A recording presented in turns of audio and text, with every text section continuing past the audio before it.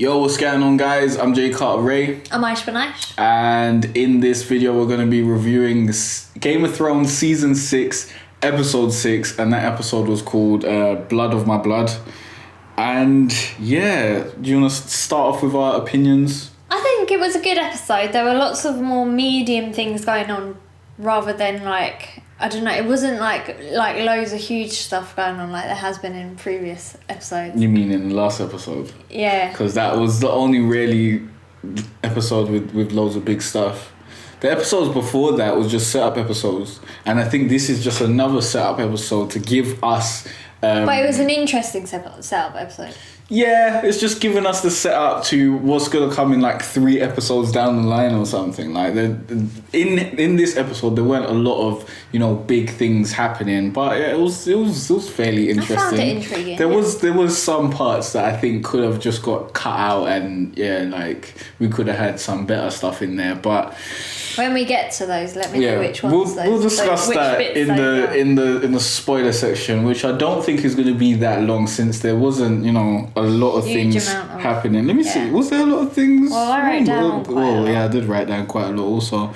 But yeah, let's get into the spoiler section. So first of all, we see Bran seeing visions of the past, of the Mad King and that. And then Bran and Mira are saved by a mysterious man. I learned her name now. That other disabled guy's sister, I guess. Her name's Mira. And then that scene's done. It was really interesting. It seemed like it was gonna be very wild, and we was gonna get some sort of insight into what was going on. But then they just cut it and brought us into the next scene, which was Sam and Gilly going to Sam's house, which I personally didn't care for whatsoever. I don't give a shit about Samwise Gamgee. Is probably one of my least favourite characters. Wait, I just called him Samwise Gamgee. That's the guy from fucking Lord of the Rings. Wait, what did you call him? I called him Samwise Gamgee. You don't know about Lord of the Rings. I'm not Lord of the Rings. That's what I thought. His name's Samuel Tarly. There we go. And he's a waste man basically. And in this scene, his dad points out that he's a waste man. And wait, did that? No, that didn't even happen yet. That happens when we come back to that scene. In this scene, he's just telling Gilly that they're going to his house and whatnot. And to tell his parents that the baby is his. Yeah. Obviously, because Sam's a waste man and he's just out here taking care of other people's kids, which is if he wants to do that, he wants to do that. But then we get into the next scene. Tommen goes to see the High Sparrow, like the waste man he is. There's a lot of waste mans in Game of Thrones, I think in that family, the sons in that family, especially Joffrey was.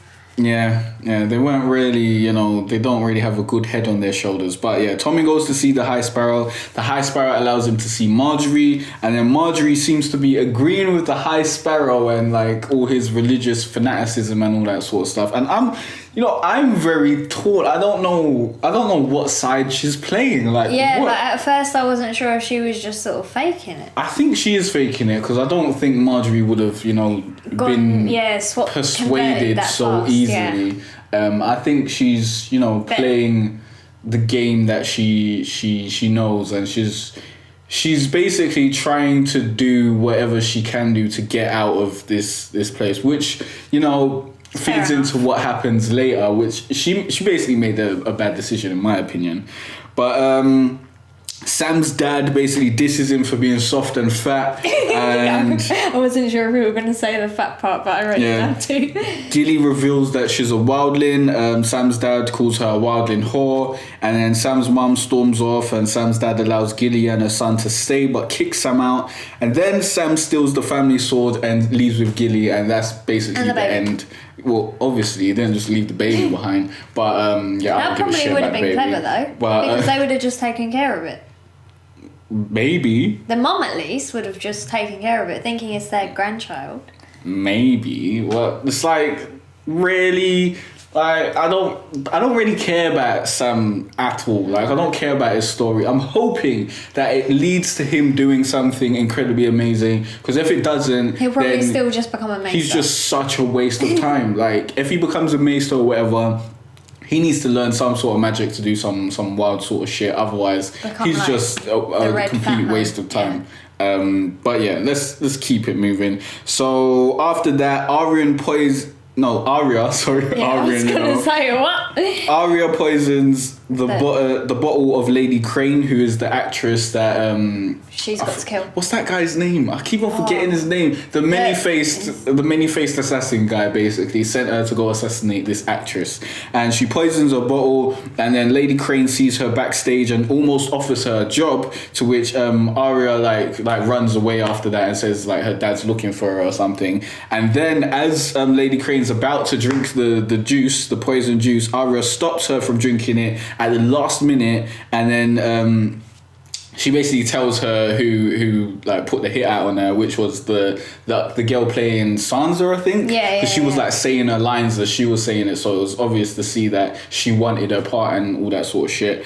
And then she goes and recovers her sword needle, but the other assassin girl from before saw Arya doing that and reports back to the many-faced man, who tells her not to let Arya suffer. So it's basically they're gonna kill her. Yeah. Well, I doubt Arya's gonna die. No, but she's gonna. I think the other student will try and kill her. Yeah, and then Arya's gonna win.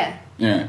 Because she still learned the stuff. She just didn't want to kill that. Which lady. is gonna be very interesting to see what Arya does but from here, because she's got nowhere to go really. Like she's in Bravos. But now, yeah, I'm not sure where that is geographically in the Game of Thrones world. Like I don't know. That's where she took a boat to get over there, so it's a bit. Yeah, but I'm thinking like if somehow she can get back to sort of like the mainland, wherever that is. And do what? I know, because like Sansa and Jon are like. Do you know how long it's gonna take Arya to get down there? Yeah, but eventually they might find her. They might bump into each other. They're trying to take over the kingdom. I doubt it. I don't know what Arya's up to. I don't know why she's betrayed this powerful guy. Like, why would you do this? Why would you betray a guy that can put in a face and beat anyone at any time? Like, and I swear really? when he was cutting someone's face off as well. Yeah, like who's got time to be betraying someone who could be hiding in the shadows at any point and might just stab you in the neck? Like, it's long.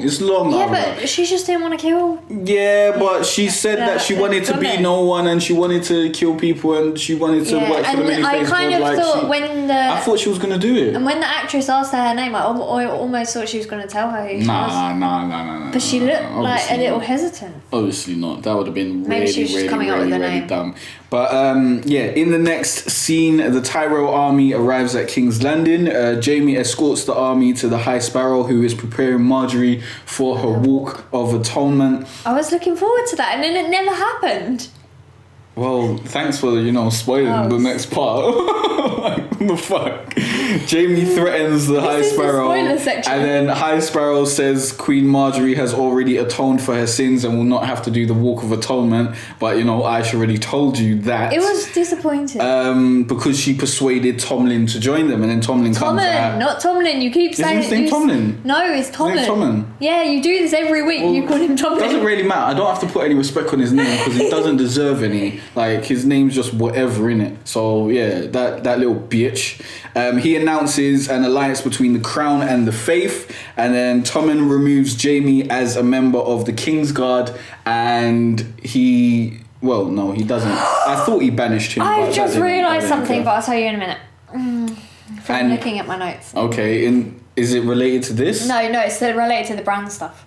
Okay, Walder Frey is basically angry that the Blackfish has taken Riverrun and orders his sons to take it back. He reveals some guy called Lord Emma in shackles, or Lord Edmar or something. I totally don't know who that guy is whatsoever. But basically, the Blackfish is the guy that Littlefinger told Sansa to go see. Oh. So, I think it's Catelyn Stark's brother or something like that. It's related to Catelyn Stark in some way, because Catelyn Stark was, the Tully and all that sort of shit. So this is another Tully, and he's taken over Riverrun. And so Sansa's going to go see him, and Walder Frey is sending his sons to go deal with that.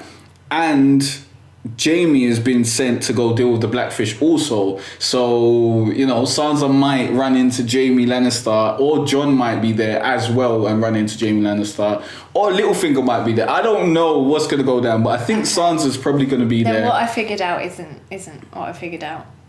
What did you figure out? Well, I swear when Littlefinger told Sansa, he was called like Uncle... You thought he was called Uncle Brendan or something, right? No, that's the other guy. I thought that it might have been Brandon Stark or whatever, but that was not the case. Jamie is being sent to deal with the Blackfish, and Cersei gives him a pep talk about revenge and love, and then they have sex. And then, well, let me just quickly stop this video and start again. I should have, finished my sentence before I stopped the video. Alright, here we are, we're back. Yeah, that happens, and then the mysterious man from before that saved Bran and them lot says that the three-eyed raven sent for him, referring to Bran, and the mysterious man is revealed to be Benjen Stark, who is, I think he's Bran's uncle. Yeah, he said Uncle Benjen. Yeah, and he was in the Night's Watch in season 1, I think, and then he got sent out or something.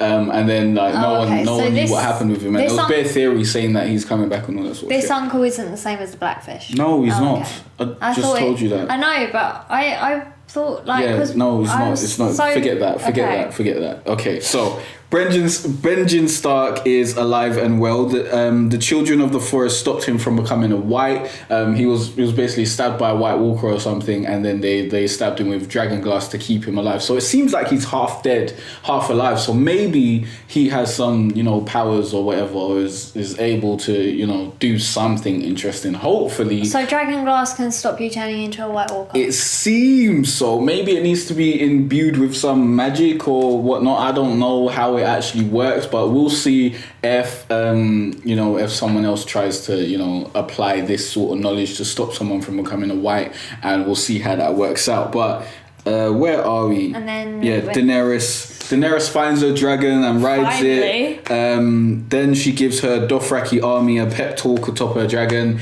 and that's basically the end of the episode. But I was going to say, with the whole Daenerys thing, she was talking about ships, and then I thought maybe we'll see back the Iron Islands, because he wanted to build a fleet and then sell it to Daenerys, and maybe that will tie in with that next episode. Maybe, but I doubt he's going to build 1,000 ships like really quickly overnight or whatever. I think that's going to take him a couple months before he gets 1,000 ships to go and sail over to Daenerys. So I don't know where Daenerys is going to look for her ships, but we know she's chilling with her dragon right about now. That's probably going to, give her some more, power and authority, even though she's got the Dothraki army at her back, so she doesn't really need that right about now. So I don't know where Daenerys is gonna go. Well, she's gonna go back to Meereen, which is annoying me that it's taken her so long to go back and see what Tyrion's done and all this sort of shit, because it's been like 3 episodes that she's like left the Dothraki, and she's just been traveling around, and you've kind of seen her a little bit in each episode. Like they've given us like 5 minutes of her, but not really. But I think they'll go into that deep. She'll get there next episode, and she'll meet up with Tyrion, and hopefully have a discussion about all this stuff. And in this episode, we didn't see Bran's guilt of what happened to Hodor, which is really I don't understand why he's not sitting around feeling guilty. Like maybe he doesn't know.